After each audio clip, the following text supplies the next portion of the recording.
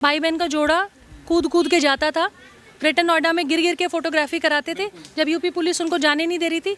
लेकिन आज अगर अयोध्या में कुछ होता है या बंगाल में कुछ होता है तो ये नहीं जाते हैं। इनका एक सेलेक्टिव एजेंडा। मैंने आपसे कहा ना कि ये देखते ही नहीं कि रेप कहाँ हुआ है, ये रेप किसी बच्ची के साथ हुआ है। ये सबसे पहले देखते हैं कि रेप जिसके साथ हुआ है उसका धर्म क्या है, उसकी जाति क्या है। रेप जिसने किया है उसकी धर्म क्या है, उसकी जाति क्या है। तो ये वोट बैंक की राजनीति से ऊपर ही नहीं उठ पाए हैं। यही कारण है कि 2024 में भी विपक्ष में बैठने वाले हैं, चाहे वो मोइन खान हो, चाहे वो यादव हो, चाहे वो मुस्लिम हो, चाहे वो हिंदू। अगर आपने हिंदुस्तान में किसी बच्ची को हाथ लगाया तो आपको फांसी होनी चाहिए। है ना नेताओं की हिम्मत, है नेताओं में दम की ये बात एक स्वर में कह सके, वो नहीं कहेंगे। मैंने आपको कहा ना कि उनको भारत और तिरंगे से प्रेम नहीं है, उनको अपने वोट बैंक से प्रेम है। अपना वोट बैंक बचाने के लिए कोई छोटी बच्ची मर जाए, किसी के साथ कोई बर्बरता हो जाए, उनको कोई फर्क नहीं पड़ता। सवाल ये भी बनता है कि राहुल गांधी बार बार जब भी बात आती है, गाजा की बात आती है, बार बार ट्वीट करते हैं, ये नसीहत भी देते हैं कि देखिए जो भी हो रहा है गलत हो रहा है। असदुद्दीन ओवैसी जय फिलिस्तीन का नारा संसद में लगाते हैं। ये तमाम ऐसी बातें हैं, लेकिन जब बात आती है बांग्लादेश की, बांग्लादेश के हिंदुओं की बात आती है, सबके मुंह पर चुप्पी है। केवल वो ये कह रहे हैं, बधाई संदेश दे रहे हैं वाकई अंतरिम सरकार के प्रधानमंत्री को, लेकिन वो ये नसीहत नहीं दे रहे कि वहाँ हिंदू के साथ जो हो रहा है, बर्बरता हो रही है, उस पर कोई एक्शन होना चाहिए। अभी ये देखिए, इतने बेशरम है। बंगाल में एक डॉक्टर के साथ एक बहुत बर्बरता हुई, रेप हुआ। किस तरीके से उनके जो पोस्टमार्टम रिपोर्ट आई है, वो पोस्टमार्टम रिपोर्ट इतनी भयानक है कि इन बच्चों के सामने मैं वो पोस्टमार्टम रिपोर्ट नहीं बोल, ये दूसरा निर्भया कांड है। तो लेकिन इसके बावजूद आप देखेंगे देश विदेश के लोग, इंटरनेशनल मीडिया, कोई कुछ नहीं बात कर रही है। अगर यही सेम काम उत्तर प्रदेश में हुआ होता तो सब लोग छाती पीट रहे होते योगी जी के नाम की। लड़की हूँ, लड़ सकती हूँ, लेकिन उन राज्यों में नहीं लड़ूंगी जहाँ योगी मोदी जी की राज्य है। लड़की हूँ, लड़ सकती हूँ, उन राज्यों में लड़ने जाऊंगी जहाँ योगी जी सीएम है। लड़की हूँ, लड़ सकती हूँ, पर उन राज्यों में नहीं जाऊंगी जो छत्तीसगढ़ है, जो राजस्थान है। जैसे बलात्कार होगा तो पहले मैं ये देखूंगी, अच्छा है कहाँ बलात्कार जो हुआ है वहाँ पे सरकार किसकी है, गठबंधन है कि नहीं। अगर योगी जी की सरकार है तो चलो हाथरस, बसें यहाँ से भर भर के हाथरस जाएंगी, लखीमपुर खीरी जाएंगी। मुझे याद है कि हाथरस के केस में, लखीमपुर के केस में टीएमसी के सांसद नेत्री जो हैं, जो महिलाएं हैं, वो तक यहाँ उत्तर प्रदेश पहुँचते थे। लेकिन आज जब बंगाल में ये हुआ है तो कोई बात क्यों नहीं करता। मैं ये कह रही हूँ कि हम सब लोग, भारत का तिरंगा हाथ में लिया हुआ है, हम सारे लोग भारत के लिए बात कर रहे हैं।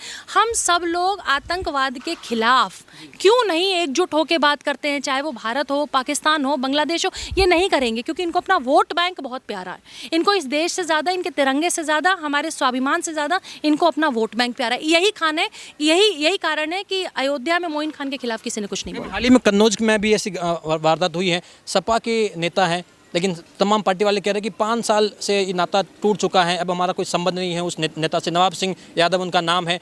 15 वर्ष की मासूम बच्ची के साथ गलत हरकत करते हुए पाए गए, संदिग्ध अवस्था में पाए गए। लेकिन उन्हीं के पार्टी कुछ नेता हैं, जूही करके हैं, कह रही हैं कि वो बच्ची 15 साल की बच्ची कौन सा रोजगार मांगने के लिए गई थी, बच्ची पर सवाल उठाए जा रहे हैं। देखिए, तो इतने बेशरम लोग हैं ना कि वो अयोध्या में जो 12 साल की बच्ची है, ये उसके बारे में भी कह रहे थे कि कोई राजू नाम का लड़का है जिसके उसके साथ अफेयर थे, और आज इतने सालों से उसके साथ बर्बरता हुई है। वो लड़की गर्भवती है, उसकी हालत ख़राब है, वो परेशान है, उसका पूरा परिवार परेशान है। लेकिन मैंने आपको क्या कहा, ये वोट बैंक की राजनीति की आपने नाम बताया जो कन्नौज में हुआ, तो वो यादव जी हैं, तो उनके खिलाफ कोई कुछ बोलेगा नहीं। कितनी हिम्मत नहीं है। बात सिर्फ हिंदू मुसलमान की नहीं है। जो कन्नौज में हुआ वहाँ तो जिसने बलात्कार किया वो हिंदू है ना, उसके खिलाफ क्यों नहीं बोलते आप लोग? आप जितने नेता ये बात एक स्वर में क्यों नहीं कहते कि वो हिंदू हो, चाहे वो मोइन खान हो, चाहे वो यादव हो, चाहे वो मुस्लिम हो, चाहे वो हिंदू। अगर आपने हिंदुस्तान में किसी बच्ची को हाथ लगाया तो आपको फांसी होनी चाहिए। है ना नेताओं की हिम्मत, है नेताओं में दम की ये बात एक स्वर में कह सके, वो नहीं कहेंगे। मैंने आपको कहा ना कि उनको भारत और तिरंगे से प्रेम नहीं है, उनको अपने वोट बैंक से प्रेम है। अपना वोट बैंक बचाने के लिए कोई छोटी बच्ची मर जाए, किसी के साथ कोई बर्बरता हो जाए, उनको कोई फर्क नहीं पड़ता। चाहे अगर पश्चिम बंगाल की घटना हो या सपा के किसी नेता की ऐसी वारदात हो, वहाँ पर प्रियंका वाड्रा भी चुप रहती है, अन्यथा तो वो बड़ी चीख के बाहर आ जाती है। मुझे याद है कि हाथरस वाले जो इतना बड़ा एक दुर्घटना वहाँ पे घटी, इतनी बड़ी घटना घटी एक बच्ची के साथ, भाई बहन का जोड़ा कूद कूद के जाता था, ग्रेटर नोएडा में गिर गिर के फोटोग्राफी कराते थे जब यूपी पुलिस उनको जाने नहीं दे रही थी। लेकिन आज अगर अयोध्या में कुछ होता है या बंगाल में कुछ होता है तो ये नहीं जाते हैं। इनका एक सेलेक्टिव एजेंडा। मैंने आपसे कहा ना कि ये देखते ही नहीं कि रेप कहाँ हुआ है, ये रेप किसी बच्ची के साथ हुआ है। ये सबसे पहले देखते हैं कि रेप जिसके साथ हुआ है उसका धर्म क्या है, उसकी जाति क्या है। रेप जिसने किया है उसकी धर्म क्या है, उसकी जाति क्या है। तो ये वोट बैंक की राजनीति से ऊपर ही नहीं उठ पाए हैं। यही कारण है कि 2024 में भी विपक्ष में बैठने वाले हैं। मैम, एक सवाल है। देखिए, हम 78वां स्वतंत्रता दिवस मना रहे हैं। हमारी प्रधानमंत्री मोदी जी बार बार कहते हैं कि जो नए भारत की परिकल्पना रहेगी, मातृशक्ति का बार बार वो जिक्र करते हैं कि अब माताएं बहनें जो हैं वो आगे आके लीड कर रही हैं और हर क्षेत्र में वो धीरे धीरे अपने आप को जो है साबित भी कर रही हैं। आपको लग रहा है कि इस नए भारत की परिकल्पना में सरकार का उतना ही सहयोग है जितना माता बहनें भी प्रयास? देखिए, मैं बिल्कुल मानती हूँ कि जो हमारा लीडर होता है, जो हमारा, मैं राजा तो नहीं कहूँगी क्योंकि मोदी जी खुद अपने आप को राजा नहीं कहते, प्रधान सेवक कहते हैं, तो लेकिन जब आपके सामने कोई ऐसा नेतृत्व होता है जो आपको लीड करता है, जो भारत के बारे में बात करता है, भारत की बेटियों के बारे में बात करता है, आप देखिए ना इतने सारे बच्चे, उसमें बेटियां ज़्यादा हैं, तो बेटियां लीड नहीं कर रही हैं, तिरंगा हाथों में लेके खड़ी है, बेटियां ही तो हैं भारत का, यही भारत का भविष्य है, आज से 20 साल बाद यही भारत का भविष्य है। तो नो डाउट जो 2014 के बाद भारत का नेतृत्व आया है, बहुत बड़ा कारण है कि जो भारत की बदलती तस्वीर हमें दिख रही है, वो भारत की तस्वीर प्राइम मिनिस्टर मोदी जी के कारण ही है। और बेटियों की सुरक्षा की वो बात करते हैं रेगुलर, ये बात सही है कि बेटियां लीड कर रही हैं। अभी हमने ओलंपिक्स में देखा, हम हर क्षेत्र में देख रहे हैं, हम बैंकिंग सेक्टर में देख रहे हैं, हर जगह हर बेटी को वो आगे बढ़ाते हैं, हर बेटियों की सुरक्षा की बात करते हैं। तो मुझे लगता है प्राइम मिनिस्टर का बहुत बड़ा हाथ है। मैम, एक आखिरी सवाल मेरा आपसे ये है, आप हमारे चैनल के माध्यम से क्या संदेश देना चाहेंगे और क्या कहना चाहेंगे जो बलात्कार जैसी घटनाएं होती हैं, शोषण जैसी घटनाएं होती हैं, उन पर अब सख्त कानून की आवश्यकता है? क्योंकि कई बार ऐसा होता है कि जो आरोपी होता है वो कुछ समय जेल काट के वापस आ जाता है, समाज में उसको वापस से उसकी शादी भी हो जाती है, लेकिन जिसका बलात्कार हुआ है पूरा समाज उसे हीन भाव से देखता है और उसे समाज में एक्सेप्ट नहीं किया मैं जाता। ये बात बिल्कुल मानती हूँ कि जिस बेटी के साथ कोई घटना घटती है, हम बलात्कारी को एक्सेप्ट कर लेते हैं। जिस बेटी के साथ कोई घटना घटी, जिस लड़के ने लड़की को अगर छेड़ा है, तो हमारे समाज में आज भी बेटी को हीन भावना से देखने लगते हैं, हम बेटी को निचले स्तर पे मानने लगते हैं, हम बेटी को बॉयकॉट कर देते हैं समाज से, परिवार से, उसको कोचिंग जाना बंद करा देंगे, उसको स्कूल जाना बंद करा देंगे।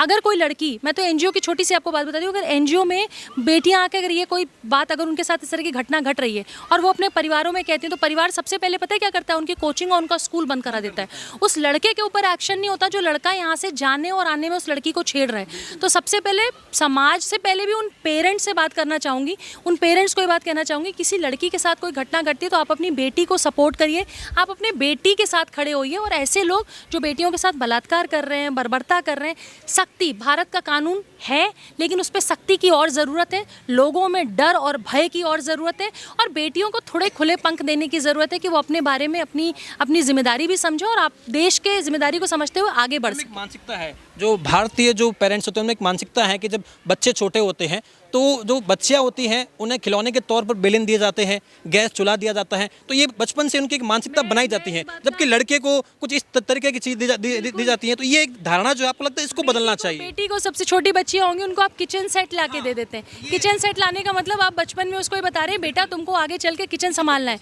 अरे भाई, कोई लड़का अगर कहीं पढ़ रहा है, दूसरे शहर में कल नौकरी करने जाएगा, तो बेटे को भी 2 रोटी अपनी खुद बनानी पड़ेगी। तो ऐसा नहीं हो, और बेटे को क्या लेके जाते हैं, बचपन में बेटे को थमा देंगे ही मैन, सुपरमैन, तो हम वो पावर मसल दिखाते हैं। हम बचपन में बेटे को बंदूक दे देते हैं, तो हम कहीं ना कहीं उसको ताकत का एहसास दे रहे हैं, और हम बेटी को किचन सेट दे के कहीं ना कहीं हम ये बता रहे हैं कि तुम्हारी ये जिम्मेदारी, तुम बचपन से इस जिम्मेदारी को निभाती रहो, ये तुम्हारी जिम्मेदारी है। तो मुझे लगता है मानसिकता परिवार को भी चेंज करने की ज़रूरत है। इसी को हम अगर बदल दें, हम लड़की को बचपन में गन से खेलने दें और अगर हम बेटे को किचन सेट दे दें, तो ये लोगों को गवारा नहीं होगा। लेकिन क्यों नहीं होगा? हम अपने घर में अपनी बच्चियों के साथ क्या भेदभाव नहीं कर रहे हैं? हम अपनी बच्चियों को किचन सेट में देके, एक 5 साल की बेटी और 5 साल का बेटा है, हम 5 साल की बेटी को किचन सेट दे रहे हैं, हम 5 साल के बेटे को गन दे रहे हैं, क्यों?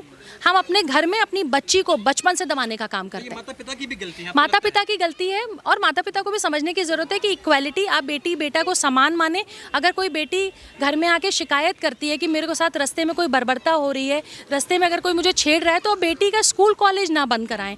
आप बेटी से दोस्त के तौर पे समझें, सीखें, आप बेटी से दोस्ती रखें ताकि वो अपने साथ होने वाली घटनाओं को बता सके। कल क्या होता है, जब कोई बड़ी घटना घटती है, तब हमें पता चलता है कि हमारी बेटी को 6 महीने से कोई व्यक्ति छेड़ रहा था। तो आप जब उसको आज़ाद नहीं रखेंगे, आप उसको एक संकुचित माहौल में रखेंगे, तो बेटियां कभी फ्री नहीं हो पाएंगी।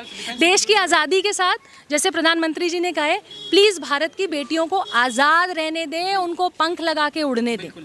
आपको लग रहा है सेल्फ डिफेंस बहुत जरूरी है, तो ये तमाम जो चीज़ें हैं ये भी सिखाना जरूरी है। स्पोर्ट्स में भी बेटे की भागीदारी बचपन से उतनी होनी चाहिए, जैसे बच्चे को क्रिकेट के लिए परमिशन दी जाती है। स्कूलों में बहुत सारे स्टेट्स में इसको कंपलसरी किया है, लेकिन उसको और कंपलसरी करना चाहिए, और सेल्फ डिफेंस की क्लासेस शुरू, और जहाँ नहीं है वहाँ और शुरू करनी चाहिए। बिल्कुल, thank you so much ma'am.